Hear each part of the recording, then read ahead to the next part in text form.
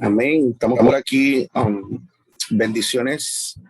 Dios les bendiga a todos, compañeros y amantes, ¿verdad? De la profesión a la que Dios nos llamó y a la que crecemos. Para mí es un privilegio. Para el que nunca me ha visto, yo soy el doctor José Orlando Colón. Soy doctor en psicología clínica, varios años de experiencia acá en Puerto Rico, y soy pastor, pastor fundador del Ministerio Volver a Soñar. Me gustaría que levantaran el pulgar si me están escuchando bien, si me escucho bien, si no hay problema con todo el mundo. Okay. Para mí es un honor y un privilegio poder compartir y estar hablando un poco de cómo de alguna forma nos convertimos en agentes de cambio en medio de nuestra profesión. Es un reto significativo lo que me tocó cuando me llamaron y me sugirieron el tema. Para mí, no es que uno no haya hablado, hemos sido profesores universitarios, hemos hecho otras cosas, pero hablarle a compañeros de la profesión de nuestra experiencia y cómo de alguna forma es tan vigente el que seamos agentes de cambio y que nos salgamos de lo que ha sido en muchas ocasiones el modo de operar, por lo menos acá en Puerto Rico, de nuestra profesión, que era en ocasiones no tomar postura, de mantenernos en la famosa palabra que acá, por lo menos en Puerto Rico, los psicólogos usaban mucho, era el depende. Cada vez que nos pedían una pregunta, una opinión directa, era depende, y entonces empezábamos a divagar en palabrería filosófica hasta que pues no contestábamos al fin y al cabo nada. Sin embargo, más que nunca nos hemos visto en la necesidad, tanto psicólogos cristianos como psicólogos que no comparten nuestra fe, de ser activos en los procesos de cambio. Acá en Puerto Rico, para darle un poco de contexto a lo que quiero hablar, estamos lidiando, como en la mayor parte de Latinoamérica y en Estados Unidos, batallas relacionadas, ¿verdad?, a cuestionamientos sobre la ideología de género, etcétera. Y curiosamente, desde hace un par de años hemos sido los psicólogos cristianos los que hemos salido a defender lo que creemos más activamente. Y en las últimas, los últimos proposiciones, ¿verdad?, y las últimas vistas senatoriales que han habido, curiosamente psicólogos son los que se han parado de frente a hablar y a decir lo que entienden que está bien o no está bien. Así que quiero a grosso modo hablarles hoy, número uno, por qué el cambio es vital, es importante, y por qué ser agentes de cambio lo es. Es tan importante que nosotros nos insertemos en los cambios que se están dando, no solo en nuestros clientes y nuestros participantes, sino también en la sociedad misma. ¿Por qué es importante eso? Y en segundo lugar, le voy a dar algunas ideas personales de cómo hemos logrado insertarnos en ser agentes de cambio. ¿Okay? Así, más o menos como para que usted tenga una idea de hacia dónde nos queremos dirigir. Así que si pueden pasar la presentación. Nuestro tema es creciendo como agente. Vamos a trabajar un poco con esta idea importante. Decía Arthur Schopenhauer, el cambio es la única cosa que es inmutable. Si hay algo que nosotros podemos establecer y dejar bien claro, es que constantemente en nuestra vida, en nuestra profesión, estamos cambiando. El cambio es un factor que es sumamente determinante. De hecho, desde que nacemos estamos moviéndonos en ese proceso, en cambiar. Usted no aborda los problemas suyos como los abordaban hace 10, 20 años atrás. Los aborda de otros problemas. Así que ha habido unos cambios a nivel cualitativo en el proceso. Literalmente, la vida nos exige que nos movamos, que evolucionemos, que cambiemos, que de alguna otra forma detenernos es símbolo de muerte, cambiar y movernos es básicamente símbolo de vida. Hay un principio que aprendí hace unos años atrás que decía, usted deje de aprender hoy, deje de crecer hoy, deje de cambiar hoy y mañana morirá. Dejará de ser efectivo, eficiente mañana. Próxima. Quiero definir, ¿verdad? Para que tengamos como que una idea concreta. ¿De a qué me refiero cuando hablo de cambio? Si uno lo busca por puro diccionario, cambio es el efecto de, ¿verdad? Y acción de cambiar, que no es otra cosa que dejar algo o una situación, una cosa o una situación, para tomar otra. ¿Ok? En el acto de cambiar hay una renuncia a algo y una aceptación de otra cosa totalmente nueva. Puede ser muy distinta, puede ser mucho mejor, a veces es peor. Pero lo que denota es esa transición, ¿ok? De movernos, puede ser hacer referencia a un individuo, a un objeto, a una situación, pero la idea es transición, movernos de un lado a otro. Ahora bien, en el ámbito de la psicología, cuando vemos la parte que tiene que ver con el cambio y hacemos una intersección entre cambio y psicología, si vamos al próximo slide, le puedo, más o menos tenga una idea de que dentro de la psicología, cuando hablamos del cambio, hablamos de un proceso de adaptación, ¿ok?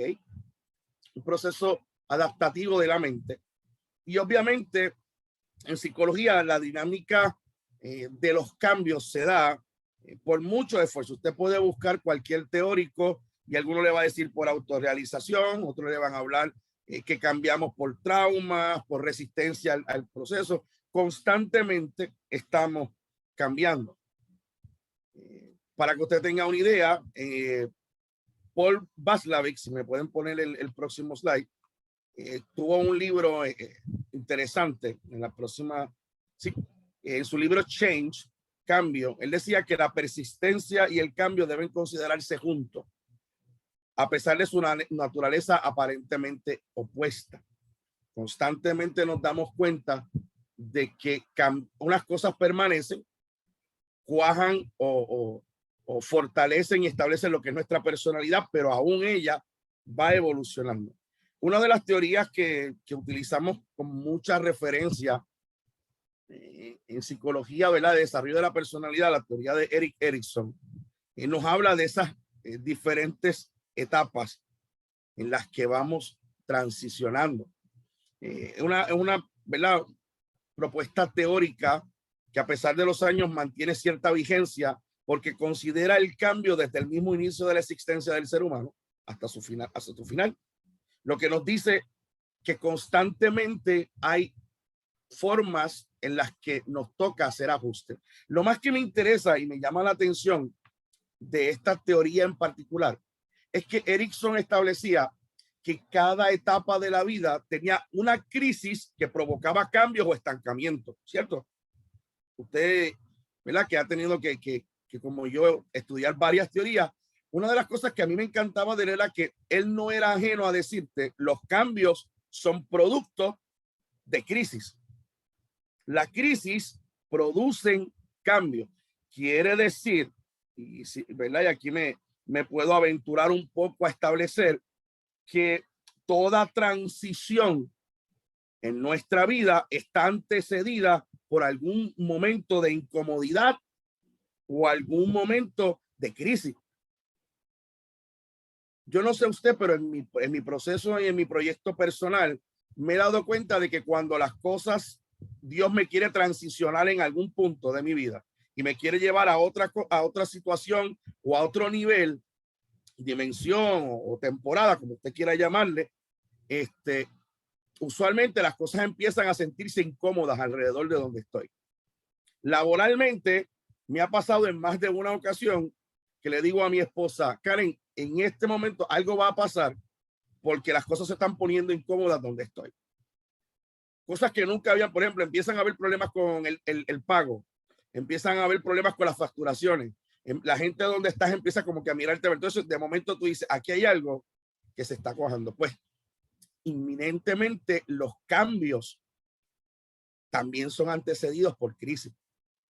Yo quiero que usted marque un poco este asunto de la teoría. Ahorita, uno de los puntos que voy a hablar sobre los cambios y sobre las transiciones en nuestra vida requiere que constantemente les voy a ver, parte de lo que ha sido mi experiencia es aprender y reaprender lo que estoy haciendo. Y a veces nosotros le hablamos mucho a nuestros participantes o a nuestras instituciones, a nuestras iglesias, les hablamos mucho de teorías y cosas, pero no las aplicamos. Le voy a hablar personalmente con esta teoría de Erik Erikson para mí fue liberadora en un punto de mi vida. En una sociedad donde atesora tanto la juventud, yo estaba llegando a mis 40, tengo 44 por si acaso aquí lo voy a preguntar. Y estando llegando a esa década, yo empezaba a mirar qué cosas había hecho y no había hecho.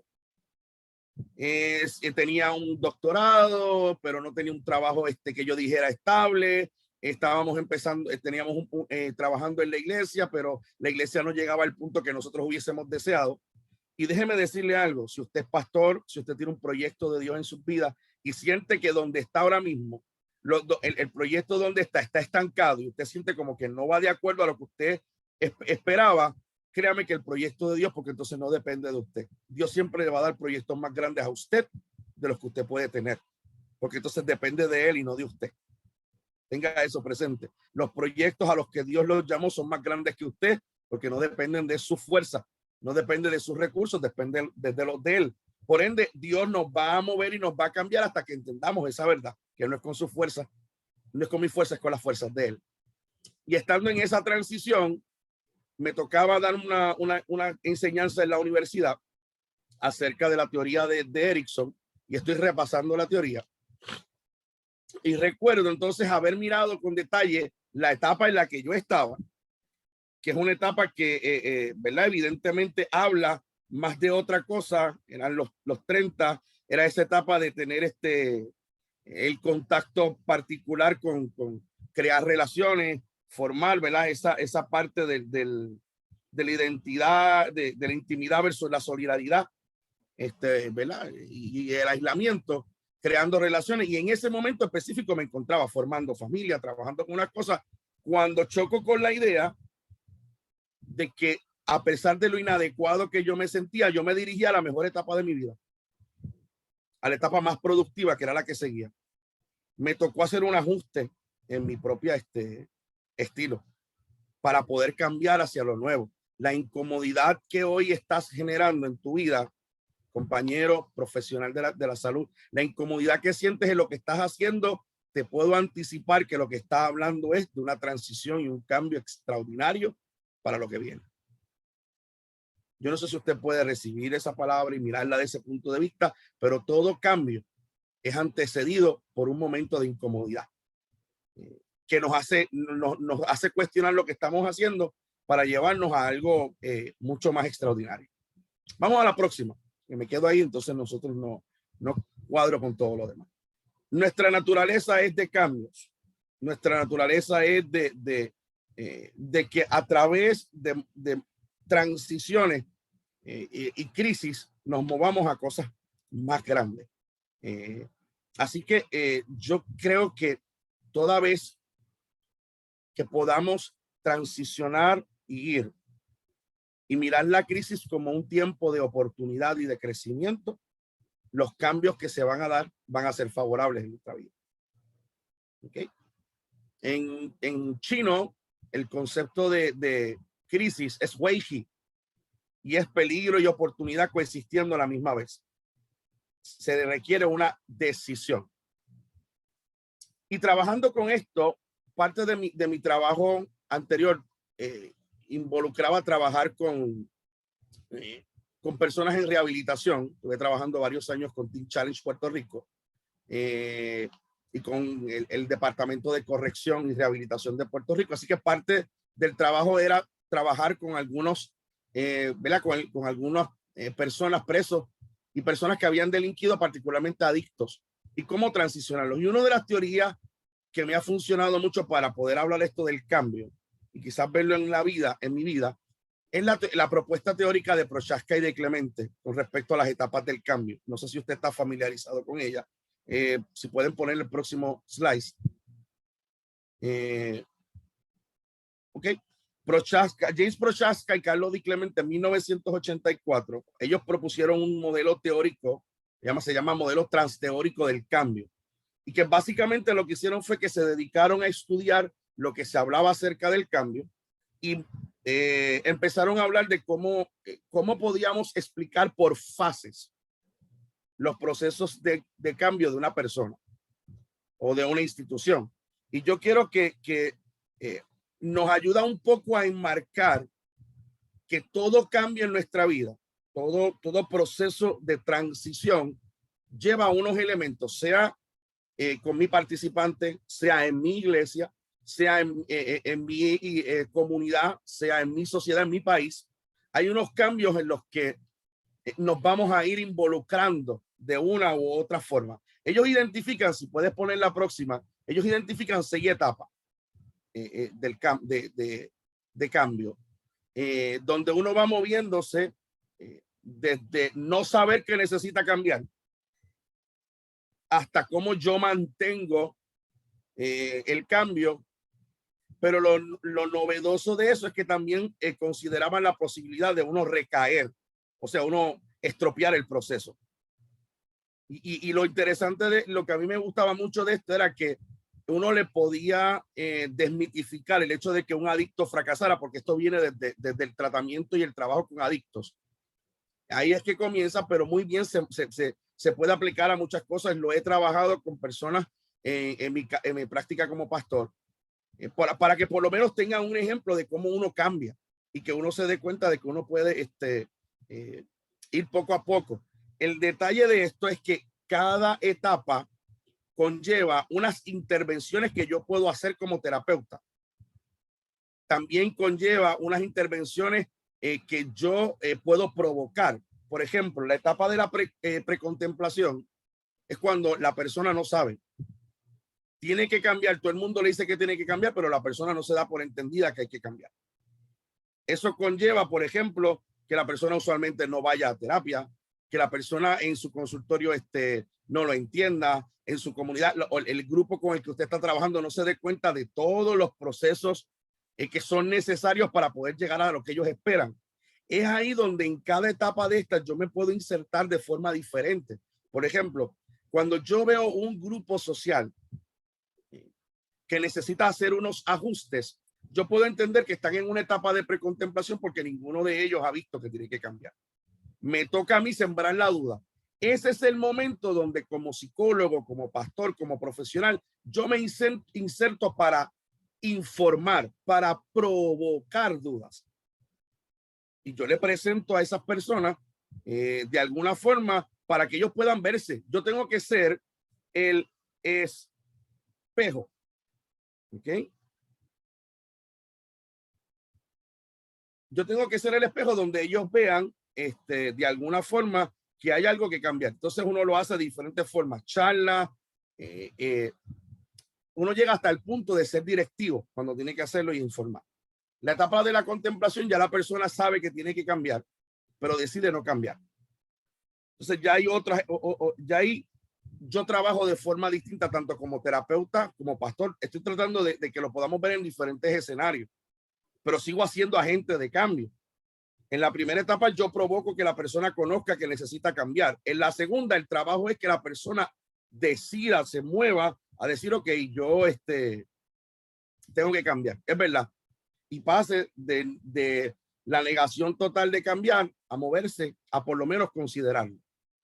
Ya en términos de preparación, usualmente la preparación hablaba más de lo que tiene que ver con tomar decisiones, con determinar, con moverse. Así que en ese tipo es más prudente uno elaborar con la persona o con el proyecto donde uno está trabajando, si voy a hacer ese agente de cambio, acompañarlo a que haga un plan de acción que sea lo que después se ejecute.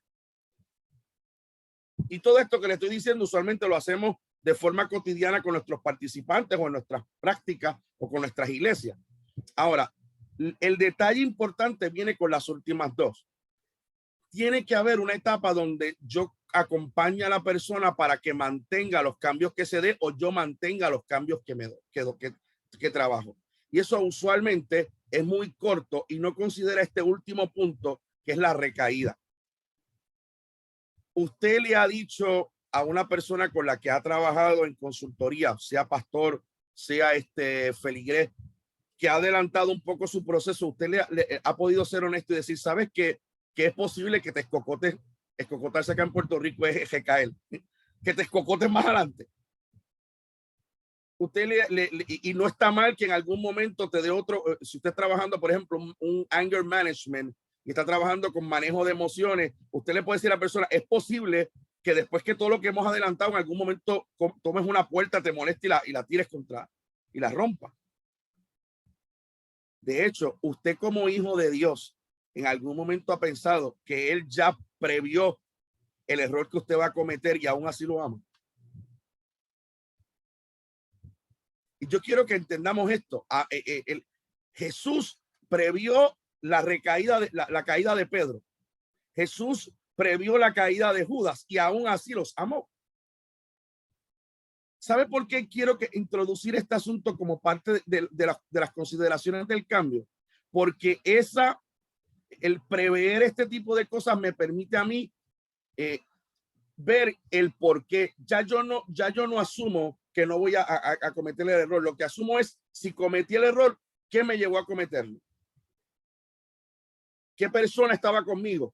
¿Qué circunstancia? ¿Cómo yo me sentía? Te permite un nivel de trabajo diferente cuando tú lo consideras. Y entonces la persona no te oculta su proceso. De hecho, tú tampoco lo ocultas cuando te toca a ti como profesional mirarlo y decir, espérate, en esta metí la pata. Por ejemplo, me pasa como papá. Soy padre de dos adolescentes, con todo eso, lo que tenga que ver con eso.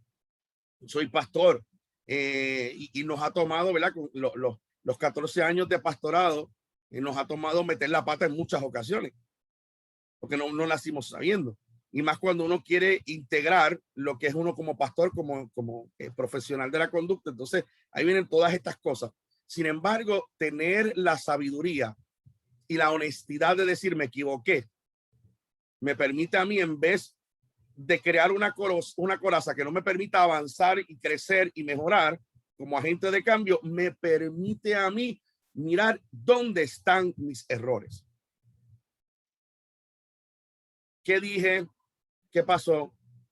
Y entonces nos permite volver. ¿Se acuerda? Yo no sé si usted tuvo la oportunidad, cuando yo fui estudiante a nivel graduado, teníamos que ir a muchas supervisiones. Así que parte del proceso de empezar a formarnos como terapeutas era ir y después ir donde el supervisor o la supervisora a trabajar con ellos donde había cometido los errores. Y entonces recuerdo con mucha alegría y risa a la vez mi primera sesión de supervisión a nivel graduado. El compañero, éramos 3 compañeros en la misma supervisión, con el profesor que tenía una mezcla entre psicoanálisis y teorías comunicacionales, una mezcla, pero Lacan y medio mundo de cosas. Ese era el proceso del psicoanálisis fuerte en Puerto Rico. Y cuando vamos donde él, que va mi compañero a decir todo lo que había hecho con su participante y ahí bien de esto, el profesor ha empezado, el supervisor ha empezado a golpearlo en términos de supervisión y decirle todas las metidas de pata que los otros 2 compañeros que estábamos al lado bajamos la cabeza y yo decía, me toca a mí después cómo voy a hablar. Y entonces cuando yo empiezo de nuevo a hablar, a decir mi proceso, que él empezó, mira, José Orlando, te voy a decir algo, de buenas intenciones está pavimentado el camino al infierno. Y eso no significa que lo que hiciste hoy fuera como un buen psicólogo. Y por ahí empezó a golpearme. Mi compañera, la última que iba a supervisar, viendo el proceso de lo que venía, que nos habían golpeado a los otros 2 porque habíamos tratado como que de decir lo bueno que habíamos hecho, ella comenzó de primera plana diciendo, yo metí la pata, profesor, yo he cometido tantos errores, ¿verdad? Yo creo que yo fui la peor terapeuta. Y de momento vimos que el profesor le pasó la mano y la trató bien. Y nosotros, cometió los mismos errores. Es la forma. De ahí en adelante ninguno de nosotros se jactaba. Íbamos todo el tiempo presentando donde pensábamos que nos habíamos equivocado para poder ser supervisados. De eso significa supervisión. Es mirar con otra visión, con una visión que está un poco más arriba. Eso nos permite en los procesos de recaída poder reconsiderar y mirarlos desde ese punto de vista. Piense usted que usted está en un proceso de supervisión cuando está en ese proceso de recaída. Y en ese proceso de supervisión, usted está recontemplando qué cosas hizo mal, qué cosas hizo bien y ajusta. Créame, no siempre nos van a salir las cosas de primera instancia. Nos va a requerir muchas veces cometer errores.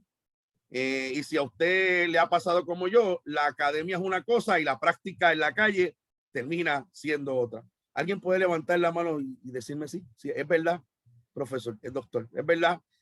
A mí me pasó mucha teoría cuando fui a la práctica, es todo lo contrario. Ahora, siguiente. Slides.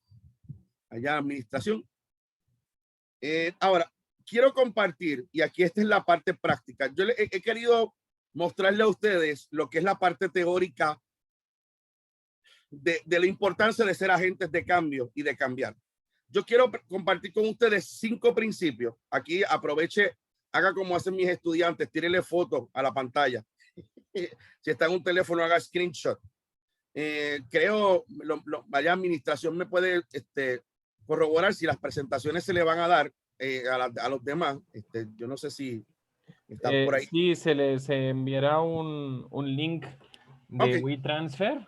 Perfecto. Entonces estarán disponibles como 1 o 3 días más o menos. Ok, así que se pueden relajar con respecto a la velocidad. Gracias, jefe. Ahora bien, quiero darle 5 principios prácticos para que usted los tenga, los podamos aplicar.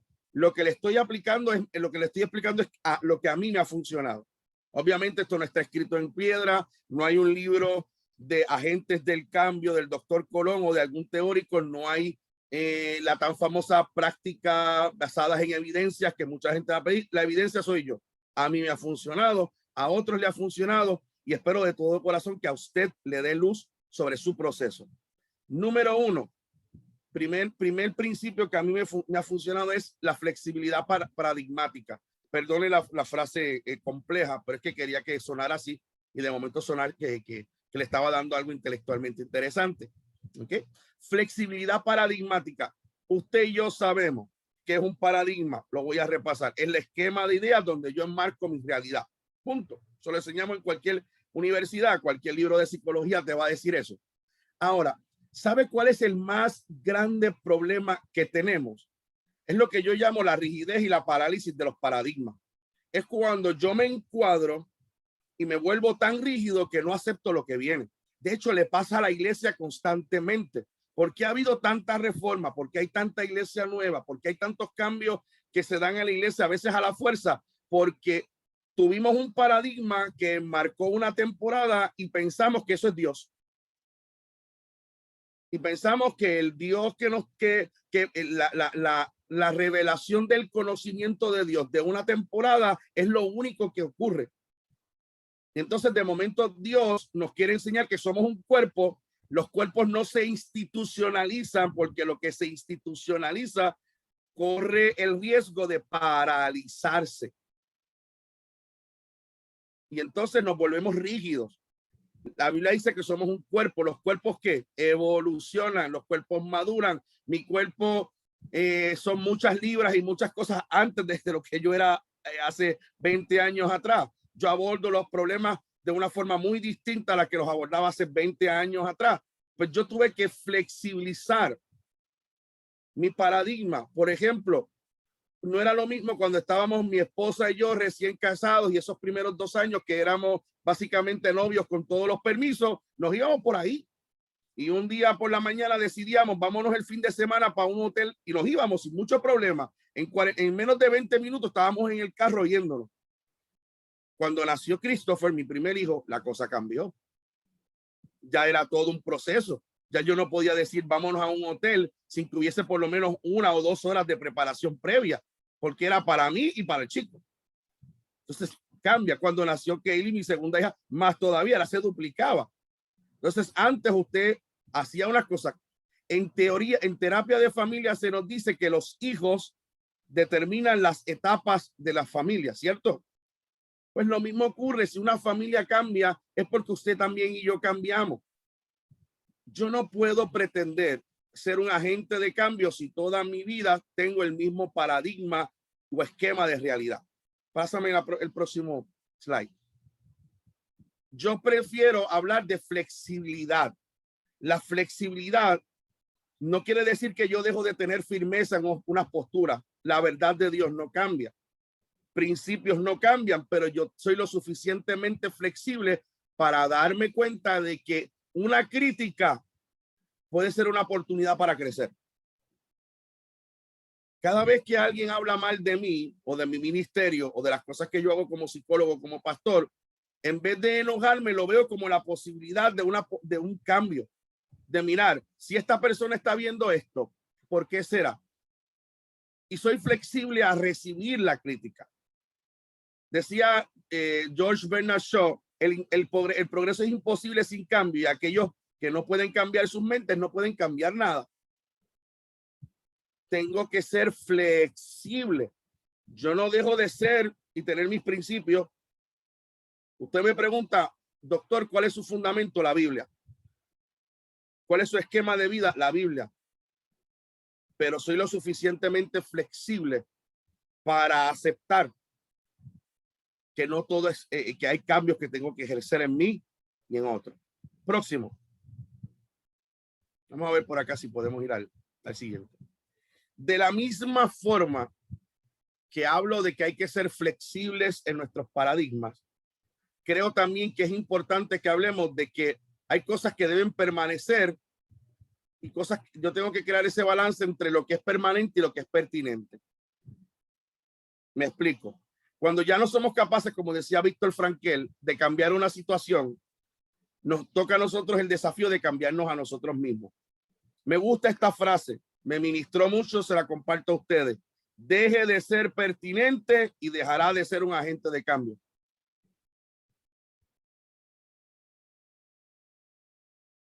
¿Qué es? ¿Cómo yo balanceo esto? Deje de ser pertinente y dejarás de ser un agente de cambio. Si podemos ir al próximo slide, le explico ambas cosas. Permanencia, cuando hablo de permanencia me refiero a la profundidad y a la solidez de mi estructura de creencia. Hay cosas que yo creo que no cambian. Hay cosas que yo creo que se mantienen. Hay cosas que yo creo que deben ser sostenidamente y estar ahí. Pero yo tengo que aprender también a ser pertinente. Yo tengo que estar atento a los cambios que hay para actualizar y así ser eficiente en mis acciones. Le voy a dar una idea. En estos días que estamos trabajando ¿verdad? Acá no sé cómo les ha tocado allá, pero acá muchos hemos tenido que evolucionar a teleterapia, a terapias a distancia, y todo este tipo de a distancia. Cosas que el ser humano no está diseñado para eso. No estamos diseñados. Lo del distanciamiento social yo lo considero una falacia.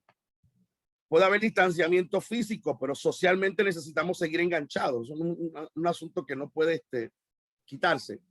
Nos tocó trabajar con una situación donde un estudiante en una escuela, yo trabajo actualmente para el Departamento de Educación de Puerto Rico, un estudiante en una escuela tuvo un accidente con un arma, así que fuimos a intervenir con todo el salón de clase, aunque están de forma virtual. Estos muchachos no se han visto en todo el año. De hecho, son estudiantes que técnicamente nunca se han visto en la escuela, porque comenzaron en esa escuela ese año y todo a distancia. Sin embargo, los papás están hablando de lo difícil que es la situación, de lo complejo, de cómo muchos de los muchachos están llorando, sintiendo la pérdida. Y un papá viene y dice, sí, porque aunque ellos no se relacionan, todo es así por WhatsApp y por las redes, no es que tengan una relación formal.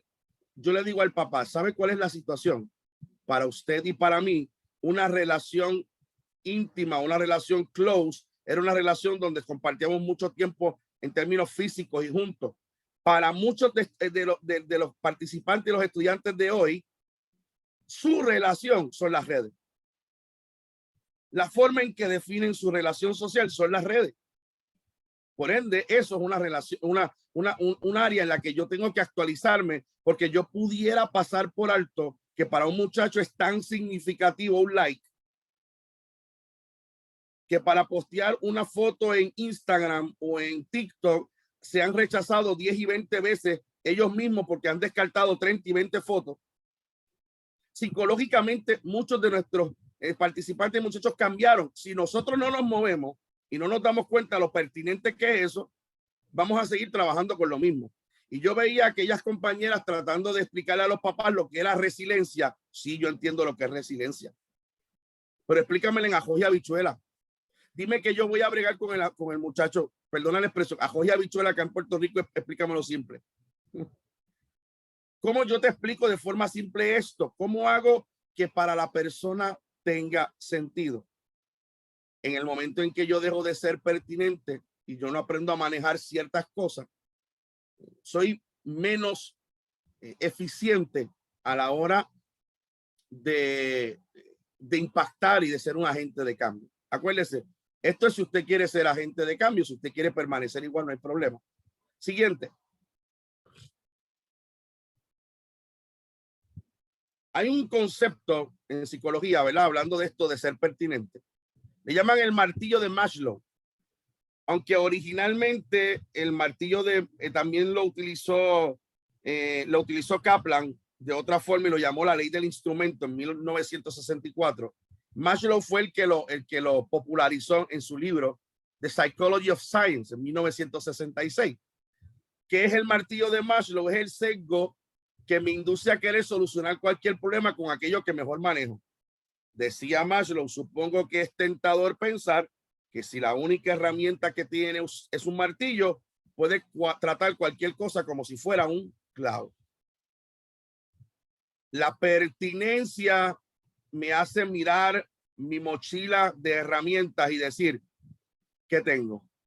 Y me doy cuenta que no todo son martillos. No todo el mundo funciona como clavo. ¿Ok? Le voy a dar un ejemplo de carpintería y de banistería si funciona el concepto. Mi papá y mi suegro trabajan mucho con martillo y clavo. Y si vamos a montar cualquier cosa, era martillo y clavo. Mi generación se movió un poco más allá y nosotros trabajamos con tornillos y taladros. Barrenas, no sé cómo ustedes le llaman en sus países. Si yo voy a montar un gabinete, yo no utilizo clavos, utilizo tornillos. Tienden a ser más eficientes, hago menos revolú, menos ruido y me canso yo menos. ¿Qué ocurre? A la hora de tomar una decisión en la que estemos envueltos, el tornillo tiende a ser más delicado, pero hay gente que no se da cuenta y todavía lo que utiliza son martillos, pudiendo ser más eficientes. No me malinterprete, hay cosas que solamente se solucionan con un martillo y un clavo. Pero si yo puedo ser más eficiente, más pertinente, también añado un taladro y un par de tornillos a mi repertorio. Soy más pertinente, puedo hacer mejor mi trabajo como agente de cambio. Siguiente. Principio número 3. Metacognición. Permítame introducir aquí cómo yo le llamo a la parte que tiene que ver con metacognición. Por definición, metacognición es mirar por encima, es verdad, tener una cognición un poco más amplia. Cuando yo hice mi tesis doctoral, basé mi tesis doctoral precisamente en Romanos 12:2, la versión Dios habla hoy. Dice, no vivas según los criterios del tiempo presente, al contrario, cambia su manera de pensar para que así cambie su manera de vivir. El cambio está atado a mi forma de pensar. Si yo cambio mi forma de pensar, yo cambio mi forma de vivir. Pablo estableció bien claramente, la Biblia tiene todo este esquema de reconstrucción cognitiva bien claro. Usted va a Proverbios 27, le va a decir que según la persona piensa, así es. Y Pablo dirá en Romanos 12:2, si usted no cambia su forma de pensar, usted no cambia su forma de vivir. Y después nos dice en Filipenses que todo lo que es puro, lo que es bueno, lo que es, en eso tenemos que pensar. Y ya usted tiene todo un proceso, una terapia de reconstrucción cognitiva basada en la Biblia, utilizando simplemente el principio de que no podemos cambiar, no podemos ser agentes de cambio si lo que mantenemos es lo mismo. Así que, como decía Albert Einstein, en el mundo tal como lo hemos creado es un proceso de nuestro pensamiento y no se puede cambiar si no se cambia la forma de pensar. Yo no puedo cambiar, ¿verdad? Si yo no puedo pretender que haya ese cambio si no me muevo a algo más. Yo tengo que aprender a moverme en ese proceso. Metacognición. Aprendamos a pensar sobre nuestros pensamientos. ¿Ok? y a referirlos y a ser agente de cambio en ese sentido. Próximo. Usted deje de aprender hoy y dejará de ser pertinente mañana.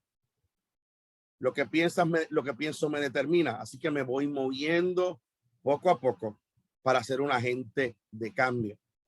Pero si usted deja de aprender, dése cuenta que el conocimiento se sigue revelando, el conocimiento sigue creciendo, entonces a nosotros nos toca adelantarnos a eso y aprender, ser mucho más que eso. Permítame introducir los últimos dos principios. Principio número 4. La jornada de 1000 leguas o el ser o no ser. Esta frase la hemos escuchado en muchas ocasiones. Un viaje de 1000 leguas comienza con el primer paso. Nada sucede si usted no se arriesga. Nada sucede si usted no se mueve. Llegó el tiempo en que los psicólogos dejemos de ser espectadores y seamos protagonistas. Seamos agentes de cambio, seamos vocales. Tenemos una generación que se levanta y sigue creyendo ciegamente en perspectiva, a la gente, a la espera de que alguien venga con algo permanente y pertinente y los confronte con esa verdad superior. Yo le decía a un grupo de colegas acá en Puerto Rico, tiene que llegar el momento en que dejemos de usar el depende. Hay verdades que hay que decirlas y punto, y nos paramos en ellas y seguimos. Y tenemos que ser protagonistas de proceso. Y yo creo que parte esencial de lo que estamos haciendo aquí es eso, ser protagonista. El que está asociado, el que ha decidido asociarse a este grupo es porque realmente siente la incomodidad de haber sido espectador y ok, yo quiero ser protagonista y quiero ser pertinente donde estoy. Próxima. Y número 5, yo le llamo el principio de la intencionalidad. En Puerto Rico hubo una campaña, un banco una vez que tenía esta frase: los triunfos no nacen, se planifican. Yo tengo que aprender a ser intencional en cada paso que doy, en los escritos que hago, en las charlas. Vamos a insertarnos en lugares donde seamos eficaces. Y la intencionalidad es hacer algo con la determinación de la voluntad en un orden o un propósito. Yo no me muevo al menos de que no tenga una intención. Usted improvisa con los imprevistos, pero usted es intencional. ¿Qué escrito voy a hacer? ¿Qué estudio voy a tomar? ¿Qué posición de trabajo voy a hacer? Y voy siendo vocal. No pelee con cualquier cosa, porque a veces empezamos a tirar palos al aire y perdemos nuestro tiempo. Seamos intencionales en nuestros proyectos. Poco a poco, escojamos batallas, poco a poco vamos creciendo. Quiero cerrar con un verso bíblico que a mí me choca mucho. Pásame a la próxima, si eres tan amable. Sí. Ya, ¿verdad? Escojo mi regla. Esta frase final me gusta mucho. Conviértase en un provocador de escenarios. Provocador de escenarios. ¿Qué es eso? Mire, cuando Jesús se sentaba a hablar con la mujer samaritana, estaba provocando un escenario. Sea intencional en hablar con gente, en provocar preguntas, en provocar situaciones. Aceptar esto, hablar aquí, hablar allá. Tome momento. Yo recuerdo cuando yo empecé a dar clases en la universidad, lo primero que hacía cuando me presentaba era: yo soy el doctor José Orlando Colón, presentaba mis credenciales, soy psicólogo clínico y escolar, trabajo en tal sitio, y se los voy a decir desde ahora porque en algún momento se va a enterar. Soy pastor fundador del Ministerio Volver a Soñar en Coamo. Porque de la misma forma que había un psicólogo, profesores que se declaraban ateos desde el primer día, yo me declaraba cristiano desde el saque. ¿Qué estaba haciendo? Provocando un escenario. Porque la primera pregunta que surgía después de eso era: ¿cómo lo logró? ¿Cómo usted reconcilió ser pastor con psicólogo? Ay, bendito. Ahí era. Así que sí, nunca negué lo que era. Lo que soy es provocar. Lo mismo hago con los niños, lo mismo hago con los jóvenes. Provocar escenarios. ¿Qué hacía Pablo? Se sentaba. ¿Qué hacía Felipe? ¿Entienden lo que lee? Dígame usted si en la Biblia la mayor parte de los grandes hombres de Dios no eran provocadores de escenario. Usted crea el ambiente y lanza la palabra. Finalmente, la última, Miguel. Esta sentencia es una de las cosas que a mí me mueve como agente de cambio. Me asusta que en algún momento se diga eso de mi generación. Jueces capítulo 2, verso 10, dice que murió también toda aquella generación. Está hablando de Josué. Está hablando de Caleb, de esta gente que conquistó una tierra. Por lo que se levantó una generación después que no conocía a Jehová, ni la obra que él había hecho por Israel. Y entonces entraron en una temporada de sube y baja de la que no lograron salir hasta muchos años después. Yo no quiero que mi generación pase eso. Yo estoy puesto para ser un agente de cambio de forma tal que las verdades que hoy defendemos, que hoy balanceamos, se perpetúen en la próxima generación. Si somos agentes de cambio, nuestra premisa debería ser: no quiero otro tiempo más del libro de los jueces. Estamos puestos para cambiar y transformar. Como le decían a Pablo y a compañía, somos los que trastornan al mundo. Así que Dios me los bendiga, Dios les guarde. Gracias por la oportunidad y por este tiempo que me han permitido hablar. Así que